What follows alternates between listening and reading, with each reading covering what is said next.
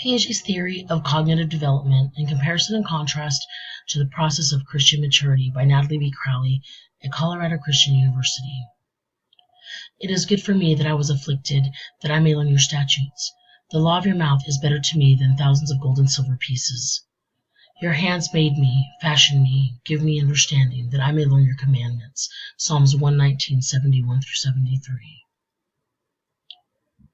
Concern has been to understand the mechanisms by which organisms both adjust themselves to environmental demands and modify their environment in order to satisfy internal needs.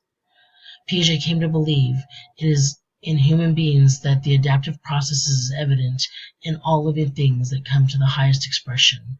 Human intelligence is the most perfect adaptive mechanism yet known. Jean Piaget lived from 1896 to 1980. And this is a quote from him. Knowledge is the ability to modify, transform, and operate on an object or idea such that it is understood by the operator through the process of transformation. This is the definition of cognitive development. Cognitive development is a study of childhood, neurological, and psychological development. Specifically, cognitive development is assessed based on the level of conception, perception, information, processing, and language as an indicator of brain development. It is generally recognized that cognitive development progresses with age, as human awareness and understanding of the world increases from infancy to childhood, and then again into adolescence. The process of cognitive development was first described by Jean Piaget in the theory of cognitive development. The theory of cognitive development was established by Jean Piaget and described as developmental cognition with age. While many aspects of the original theory of cognitive development have since been refuted, the objective characteristics associated with cognitive development remain valid. Such factors include the progression from the early perceptions and realizations of object permanence during infancy to the development of logic and cause and effect relationships during childhood and family, and creation of abstract thought during adolescence. Recent theories in cognitive development have extended Piaget's original theory by using current scientific approaches in neuroscience and psychology. Piaget's theory of cognitive development involves the following distinct components.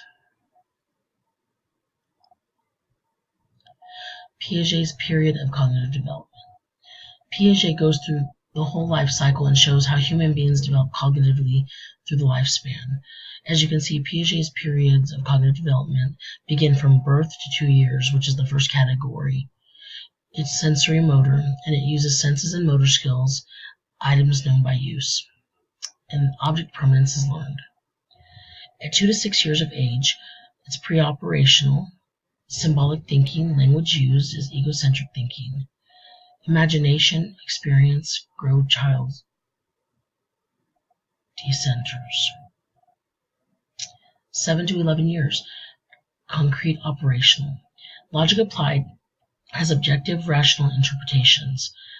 Conservation, numbers, ideas, and classifications are in this category. And from 12 years to adulthood is formal operations. Thinks abstractly, hypothetical ideas, and broader issues. Ethics, politics, and social and moral issues are explored. Thinking is easy, acting is difficult, and to put one's thoughts into action is the most difficult thing in the world. Johann Wolfgang von Goethe. These are the stages of Christian maturity. I took from a source the stages, and there's a construct of religious thinking, idea of God, concept of prayer, religious identity, faith, theological concepts, spiritual development, and another spiritual development. Religious thinking from childhood to adolescence, the ideas of God, the child, conception of prayer, the child's reality, stages of faith, children and their theological concepts, development psychology, and spiritual development. The process of Christian maturity. 1 Corinthians 14:20. Brothers, do not be children in your thinking, be infants in evil, but in your thinking be mature. When you're not a Christian, there's no life. When you're a new Christian, there's new life. When you're not a Christian, it says you're spiritually dead and insensitive to God's presence and purpose. When you have a new life and you become a new Christian, not fully grown, but the potential like a seed is all there. Lots of life, growing Christian. He is sensitive and alert to the special life that is flowing through him, evidences of life. Doesn't nurture life, backsliding Christian. He seeks no fruit and is living contrary with himself. Ignores life, fallen away. A person who ignores the needs of his spiritual life perhaps has been even left the Christian faith. Abundant life, mature Christian. A Christian who has constantly grown over a number of years. Consistently grown. The growth is steady and the fruit is consistent.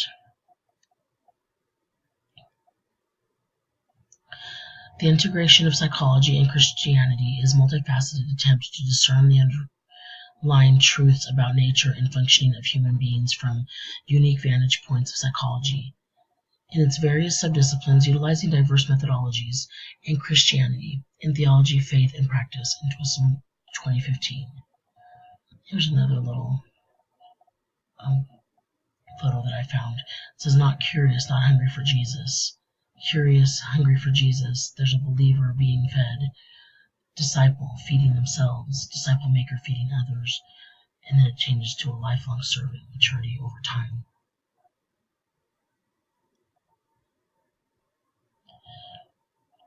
To compare Christianity and Piaget, Christianity maturity.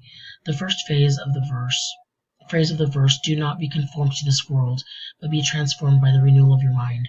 Both conform and transform are imperative verb forms, and in the present tense. Paul describes an ongoing, continual process for the Christian rather than a one-time action. The two verbs function as synonyms, describing a combination of the actions that focus on the totality of the transformation. Cottrell, 2005, page 453. Piaget's theory of cognitive thinking shows us changes through growth. We are able to go through the 4 stages and compare these changes throughout our lives. In contrast, we destroy arguments and every lofty opinion raised against the knowledge of God, and take every thought captive and obey Christ.